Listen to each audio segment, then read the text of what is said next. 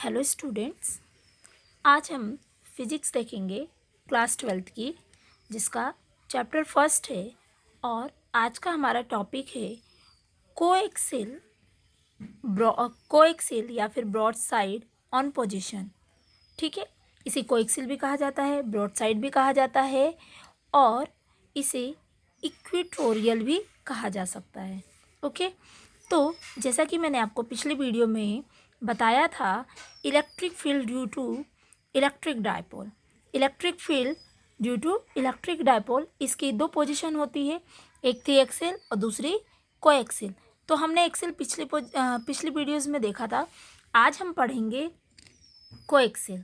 तो कोएक्सिल, जिसका नाम है ब्रॉड साइड ऑन पोजीशन भी, तो क्या होती है? तो देखिए, ये मैंने डेफिनेशन यहाँ पर नोट डाउन कर दी है, आप लोग लिख लीजिएगा। जैसा कि आप लोगों ने एक्सेल में देखा था, तो पहले ड्रॉ देखिए, फिर आपको डेफिनेशन समझाती हूँ। ड्रॉ में आप लोगों ने पहले देखा था कि आपके पास दो डायपोल है, ये आप स्टार्टिंग से पढ़ते आ रहे हैं, है ना। तो दो डायपोल है जिनके पास दो चार्जेस है, minus Q charge plus Q charge. A पर प्लस क्यू है, बी पे माइनस क्यू चार्ज है। इन दोनों डायपोल के बीच की जो डिस्टेंस थी वो 2L थी। ओके, और इसी पर कहीं आगे की तरफ एक पॉइंट पी था, जहां आपने इलेक्ट्रिक फील्ड की इंटेंसिटी फाइंड की थी, और वो इलेक्ट्रिक फील्ड की जो इंटेंसिटी निकाली थी आपने इसी ए बी पर ही आगे की तरफ निकाली थी। मतलब ये जो लाइन होती है ये क्या कहलाती है? Axial line. ओके, तो ये एक्सेल लाइन पर आपने फाइंड किया था, इसलिए उसे एक्सेल पोजीशन कहा था। बट अब हम क्या करेंगे कि हमारे जो दोनों डायपोल हैं, इन दोनों डायपोल का जो मिड पॉइंट है, मीन्स जिसको बाइसेक्टर कहते हैं, तो ये जो ओ है, इसका मिड पॉइंट ए बी का, ये इसको यहाँ बाइसेक्ट कर रहा है, मीन्स दो इक्वल पार्ट्स में डिवाइड कर रहा है। तो यहाँ ओ से आर डिस्टेंस पर, जैसा कि इसमें दिख रहा है, देखिए आर डिस्टेंस पर एक पॉइंट पी है। इस पॉइंट पी पर हमें इलेक्ट्रिक फील्ड की इंटेंसिटी फाइंड करना है। ओके, तो यही पूरी डेफिनेशन मैंने यहाँ लिखी हुई है।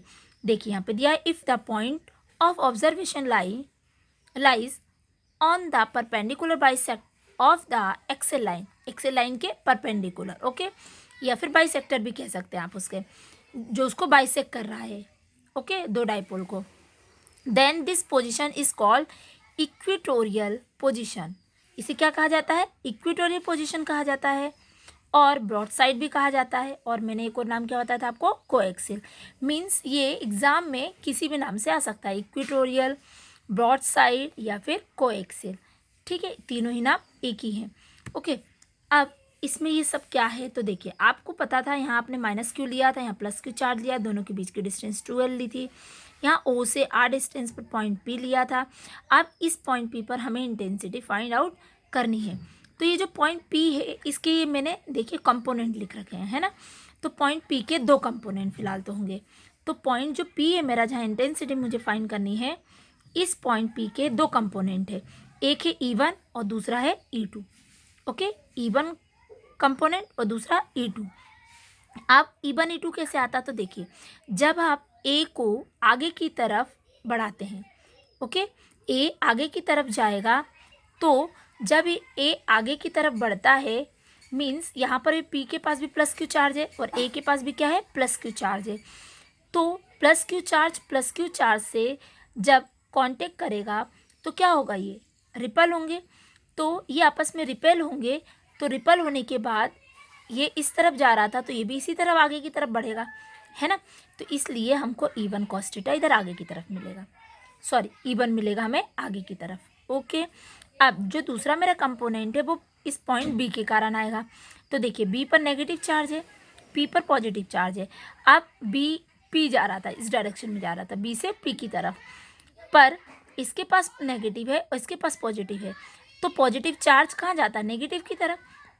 तो ये जो है पॉजिटिव और ये नेगेटिव, इन दोनों के बीच में आपस में क्या होगा? अट्रैक्शन। तो E2 की डायरेक्शन क्या होगी? P से B की तरफ, जैसा कि मैं आपको डेरिवेशन में बताऊंगी। तो ये इसकी डायरेक्शन हो जाएगी PB। ओके, और स्टार्टिंग में कैसा जा रहा था? BP जा रहा था। ठीक है, तो इसकी डायरेक्शन चेंज होगी, तो अट्रैक्शन यहाँ हुआ और यहाँ रिपल्सन हुआ। ओके, अब हमारे पास E1 और E2 के भी दो कंपोनेंट होंगे। E1 के भी दो कंपोनेंट होंगे, ये जो जैसे E1 हमको दिख रहा है, इसके दो कंपोनेंट होंगे, और E2 के भी दो कंपोनेंट होंगे। तो ये जो मेरा E1 है, इस E1 के दो कंपोनेंट कौन कौन से हैं ये बताती हूँ और E2 की बताती हूँ। तो सबसे पहले ये देखिए कि ये जो B और A पर एक एंगल बना हुआ थीटा, तो कितने का एंगल बन रहा है ये? थीटा का। और यहाँ O पर कितने का बनेगा? 90 का, क्योंकि परपेंडिकुलर पर है।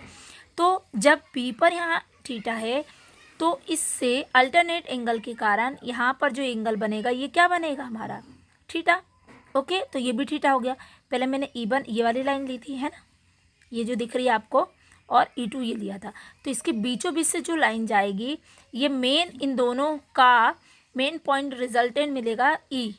ठीक है, तो ये यहाँ पे E मिला, तो इससे लगा हुआ जो एंगल बना वो कितना बना हमारा? थीटा बना है। ओके, अल्टरनेट एंगल B के कारण। यदि A पर एंगल थीटा है तो ये वाला जो एंगल जा रहा है ये भी अल्टरनेट एंगल बनेगा। तो अल्टरनेट के कारण ये भी कैसा हो जाएगा? यहाँ पर भी ये वाला एंगल थीटा बन जाएगा। ओके, तो हमारे पास दो एंगल मिल गए थीटा के। अब इनके कंपोनेंट देखते हैं E1 और E2 के कंपोनेंट। तो जैसा कि यहाँ पर E1 है, E1 के दो कंपोनेंट बताए मैंने आपको, E1 साइन थीटा और E1 कॉस थीटा। हमने ये पहले भी पढ़े हैं, पहले मीन्स 11th क्लास में। तो E1 के दो कंपोनेंट, तो अब देखिए E1 के दो कंपोनेंट होंगे, जो E1 ये बीच में है तो इसके दो कंपोनेंट होंगे, एक ऊपर की तरफ जाएगा E1 साइन थीटा और एक नीचे की तरफ जाएगा। ठीक है, तो जो E1 मेरा है, ये वाला जो कंपोनेंट जा रहे हैं, तो यहाँ पर जो होगा E1 के कारण, ये जो लाइन थी मेरी E1 ये बीच की, तो एक E1 साइन थीटा ऊपर की तरफ लग गया, E1 कॉस थीटा इस तरफ जाएगा। क्योंकि E1 मेरा ये है, इसके आजू बाजू दो कंपोनेंट है मेरे पास, तो ये ऊपर की तरफ लग रहा है E1 साइन थीटा, और कॉस थीटा इस तरह से लगेगा E लाइन पर। ओके, E की डायरेक्शन में, मतलब रिजल्टेंट पर, E1 कॉस थीटा। सेम ऐसे ही E2 के दो कंपोनेंट होंगे। तो E2 के दो कंपोनेंट कौन से हैं? जैसे E2 यहाँ बीच में है, ओके, ये है ना बीच में, तो इसके आजू बाजू होंगे। तो एक हो जाएगा हमारा E2 साइन थीटा, ओके, और एक हो जाएगा E1 कॉस थीटा इसी लाइन पर। समझ में आपको? जैसे कि आप यहाँ पर देखेंगे, यदि तो ये यदि E है ना, तो मतलब मान के चलिए ये मेरा E1 था और ये E2 था, तो ये E1 है और ये E2 है ना। तो E1 और E2 के दो, तो जैसे E1 E2 ये है, E2 के दो कौन से होंगे? एक ये हो जाएगा, इस लाइन पे मिलेगा और एक इधर मिलेगा। ओके, ऐसे ही E1 का क्या होगा? एक यही होगा और एक ये सीधा जाएगा। दो कंपोनेंट हो गए ना इसके भी। तो आप यहाँ पर देखिए, आपको E1 cos theta E2 cos theta same direction में एक ही लाइन पर मिल रहा है, बट जो E1 साइन थीटा है और E2 साइन थीटा है, ये दोनों अपोजिट डायरेक्शन में है ना, तो हैं एक ही लाइन पर अपोजिट डायरेक्शन में। E1 ऊपर की तरफ जा रहा और E1 साइन थीटा ऊपर की तरफ जा रहा, E2 साइन थीटा नीचे की तरफ आ रहा। तो ये जो E1 के कंपोनेंट होंगे, ये दोनों हैं अपोजिट डायरेक्शन में, तो इनकी जो वैल्यू होगी वो इक्वल होगी। E1 equals to E2 sine theta, ये आपस में इक्वल होंगे। क्यों? क्योंकि ये कैंसिल आउट हो जाएंगे, एक ऊपर जा रहा है एक नीचे जा रहा है, एक पॉजिटिव एक नेगेटिव, तो ये कैंसिल हो जाएंगे। बट ये जो है ये सेम डायरेक्शन में जा रहा है, E1 sine theta E1 cos theta, तो इनकी डायरेक्शन सेम है, तो ये आपस में क्या हो जाएंगे? एड हो जाएंगे। ये सब वेक्टर क्वांटिटी है और यह आपने 11th में पढ़ा था वेक्टर चैप्टर में। ओके, तो मैंने आपको एक बार और क्लियर कर दिया, आप समझ गए होंगे। अब यहाँ पर देखिएगा, अब इनकी वैल्यू फाइंड करनी, जैसा कि यहाँ पर लिखा है मैंने। अब ये वैल्यू कैसे आई है? तो सबसे पहले हम पॉइंट ए के लिए देखते हैं, ये प्लस क्यू चार्ज है ना, तो इसके लिए पहले देखते हैं। तो देखिए यहाँ से हमारा डेरिवेशन स्टार्ट होता है। लिखा है the electric field 8p due two plus Q charge, है ना, प्लस क्यू चार्ज है विल बी। अब इलेक्ट्रिक फील्ड जब हम पी पर निकालेंगे, इस पी पर किसके लिए? प्लस क्यू चार्ज के लिए, इस प्लस क्यू चार्ज के लिए, मतलब ए पॉइंट पर, तो क्या निकल के आएगा? तो हमारी इंटेंसिटी हमने पढ़ी है, अभी हमने पॉइंट चार्ज के लिए किया, एक्सेल के लिए किया, तो हमारा E1 क्या था? E1 था E1 equals to 1/4 pi epsilon naught into, अब के भी यहाँ कॉन्स्टेंट ले रहे थे, है ना, तो यहाँ नहीं ले रहा अब हम, इंटू क्यू अपॉन AP का स्क्वायर। AP का स्क्वायर क्यों? अब देखिए, जैसे आपने वहाँ एक्सेल के लिए पढ़ा था, तो यहाँ पर देखिएगा AP आपको क्या निकालना है? आपको पॉइंट P पर इंटेंसिटी फाइंड करना है। तो AP ऐसे ही मिलेगा, मैंने आपको जैसे बताया ये AP डायरेक्शन में ऊपर की तरफ जा रहा था E1, है ना, तो हमें यहाँ पर मिलेगा AP की डायरेक्शन। ओके, तो ये हो गया हमारा AP की डायरेक्शन।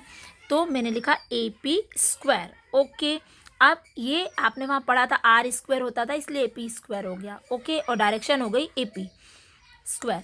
अब हमने लिया है